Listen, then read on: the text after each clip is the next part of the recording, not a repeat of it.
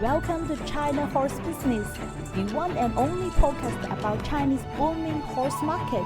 I'm your host Zoe King, founder and CEO of Wonder Horse, from Shanghai, discovering the wonder of horse world. Hi everyone, I'm KK. I'm a lawyer in Shanghai. Glad to join Zoe in China Horse Business. Hi KK, thanks for joining the show. How are you and your family doing? Well, with the coronavirus outbreak, we stay most of the time at home since the end of January. But starting from this week, almost every company is bringing back their employees and working pace. So I'm also prepared to bring our life to normal. You have two beautiful children. How you like spending 1 month in quarantines with them at home? On one hand, I'm happy to spend time with them and take care of them. On the other hand, you pretty much get trapped in the house and worry about the outbreak. It is just not fun anymore after 1 month, so I'm dying to see our lives back to normal again. Do you know when the school will be reopened? I don't know. We are still waiting for information from school and the government, but the rumor says it will be not before the end of March. Well, at least kids can go out and play a little bit now. For the elder ones, they still have to take online classes at home. I also heard the summer vacation will be cut short this year in order to catch up with the schedule. It may be possible. A long winter vacation and a short summer vacation for kids. And the real challenge of patience for all parents. Oh, you will survive. Just hanging there. I suppose I have to. Now, let's back to the show. In today's China Club section, you are going to introduce the Wuhan Race Course. Wuhan Race Course is funded and financed by Oriental Racing Group in 1999. It is the first international standard race course in mainland China. The project is initiated by the owner of the group, businessman from Hong Kong, Mr. Hu Yuegao. One of the greatest achievements over years here is the organization of regular races in Wuhan Race Course since 2014. 300 racing days, 1,396 races, and 30,645 starters are the record proudly announced by Wuhan Race Course last year during its 20th anniversary celebration. 25 kilometers away from the race course, the Bochuan Breeding and Training Center is also managed by the same group. Over 500 horses belonging to Oriental Racing Group and other Chinese horse owners are trained here, especially from October to March. Billions and billions have been invested in this giant racing project, both from private and local government.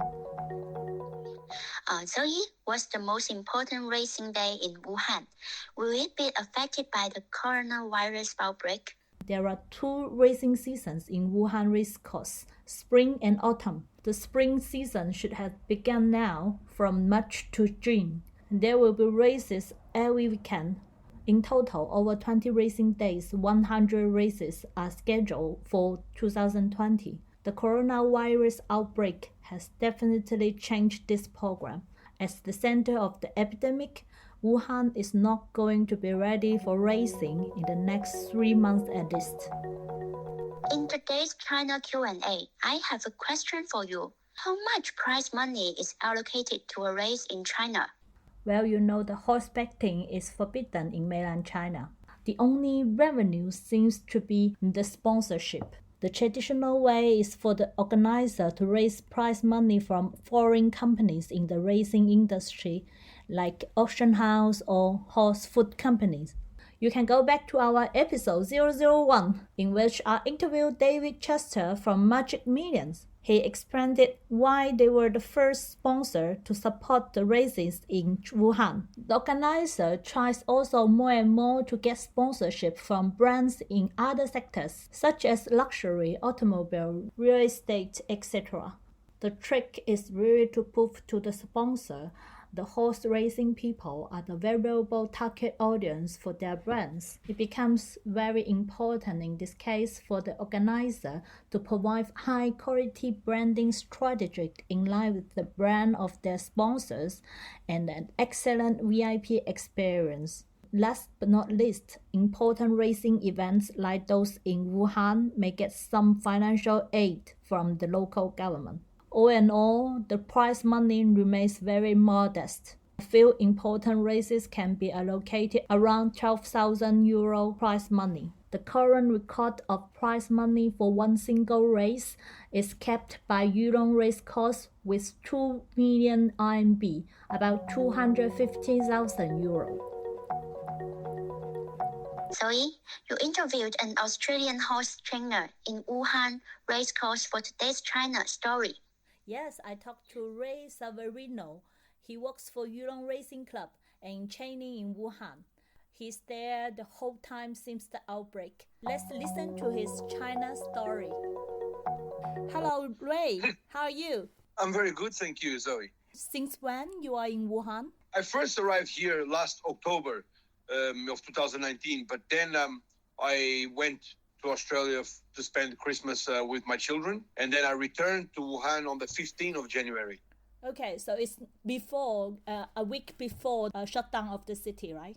Correct, yes. Can you tell us how's the situation in the stable since the outbreak? Yes, we are in a privileged situation in a way because we are about 20 kilometers from the center of the city, but we live in absolutely lockdown, like we can't go out and nobody from outside can come in. It's a awkward situation, and but we can adapt, and we have to adapt. As you know, I work for Yulong, and we have a tournament in Shaanxi province at Yulong headquarters, the Yulong Jockey Club, that finishes in end of September. Yes. And then every year during the winter, we come down south to Wuhan because the weather over there it's very cold and it's snowing.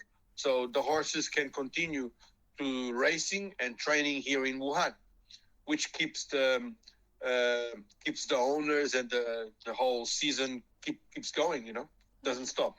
As you know, the outbreak coincided a time with the Spring Festival season. So a lot of staff went home to visit their families.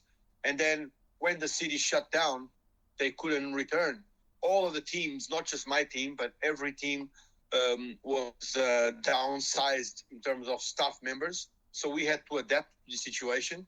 And also because there is no racing, the training of the horses, it's not as harsh. Yeah, it's not so intense, but the horse still need to do light training every day. So how many staff and how many horses you have on the site? At the moment in my team, I have 39 horses, and I have 8 staff. Do you guys have any difficulties at the moment? Not really, to be honest with you. The difficulties are, of course, we don't live at home, so everyone had to adapt to live in the training center. We are 107 people, so normally these 107 people everybody didn't live here, but now we have to live here so that we can do our work and look after our horses. So, but we can adapt and we all adjust.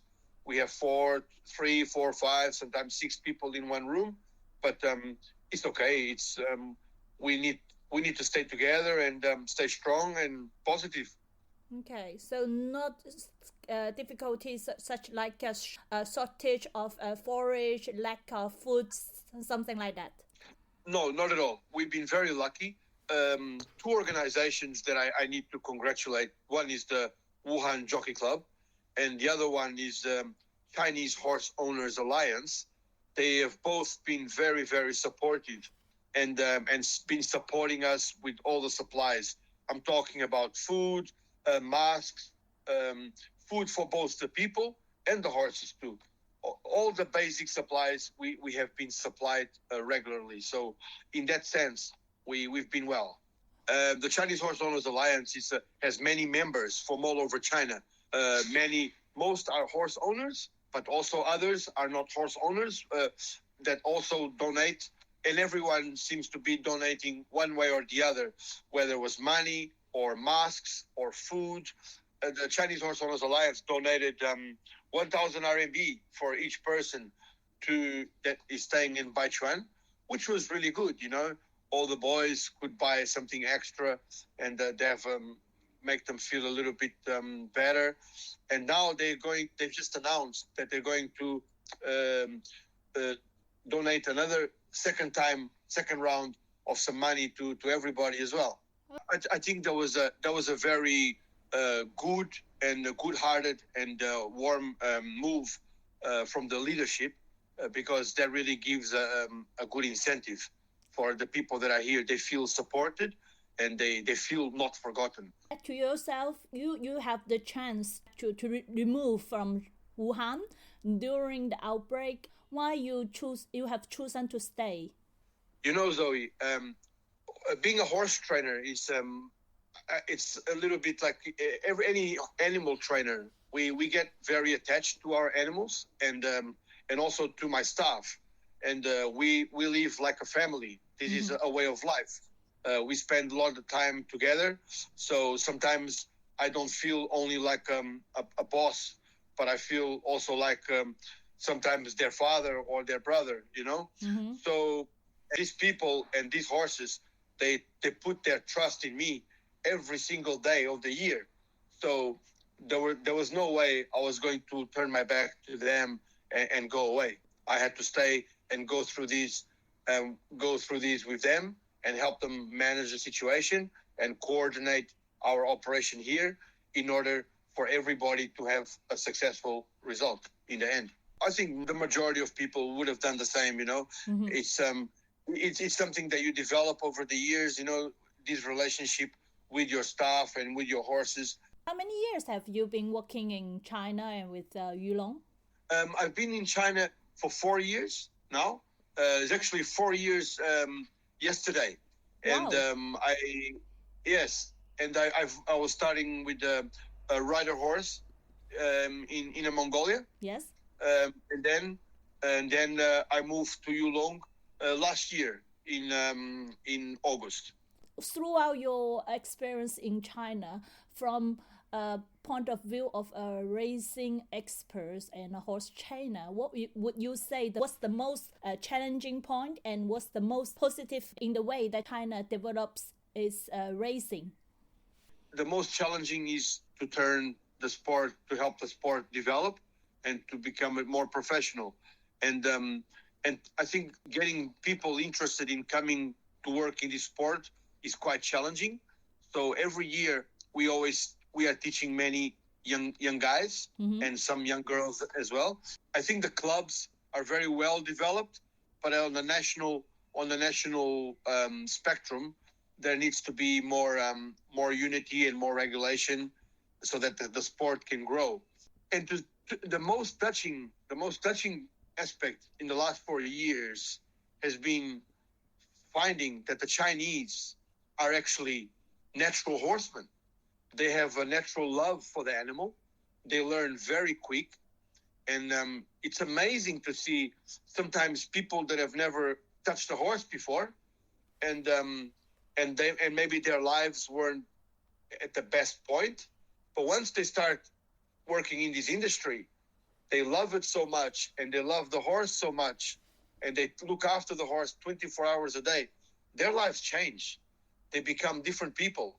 The horses help them to develop different qualities they had inside, but they didn't know. And that has been very touching. Are you confident that the racing industry will have a rapid growth in China in the next few years? Yes, Zoe. I have been impressed with how the growth of the horse racing in China. It has grown exponentially. It's grown really, really a lot, and there has been a lot of interest. There's more horse owners. They're going to Australia, to New Zealand, to France, to America, to Ireland, to Japan to buy better horses. The sport in China is only a recreational sport. So really, there's a lot of dedication from these owners too. They really, really love the sport. They all it's a competition without a doubt, but they're all friends of each other too, which is really good to see, you know. Right. So it's I think they'll grow even more. I have no doubt that China will grow even more. Okay, great. So for this year, due to the outbreak, how you see the schedule of the rest of the year will like? It's really challenging because at the moment, as you know, there's no racing program scheduled yet. So we are actually behind. We were supposed to start racing around now, and we are not. So hopefully China can really win the fight against the coronavirus for once and for all, and everybody can go back to the normal life, including our horse racing industry. Very good. Thank you very much, Rain, for accepting our interview and making the time. You're very welcome, Zoe. I'll thank you. It's been a pleasure. Thank you. Take care. You're welcome. Thank you. Well, sounds like he is very positive in this difficult situation. Yes, it's also very brave, and his message is very well responded in Chinese equine community. With the outbreak being more and more controlled every day, Chinese equine business are also recovering. Hopefully, everyone will be back on the saddle soon. For sure. I may bring my children to ride horses afterwards. It is a good way to hang out again. Oh, you are the most welcome to join us for a horse riding outing. Thanks again co-hosting this episode with me. Take good care of you and your family. You too. Bye. Bye. This podcast is produced by Wonder Horse, equine business solution provider and bespoke platform for Chinese equine community. I'm your host, Zoe King. See you next Monday on China Horse Business.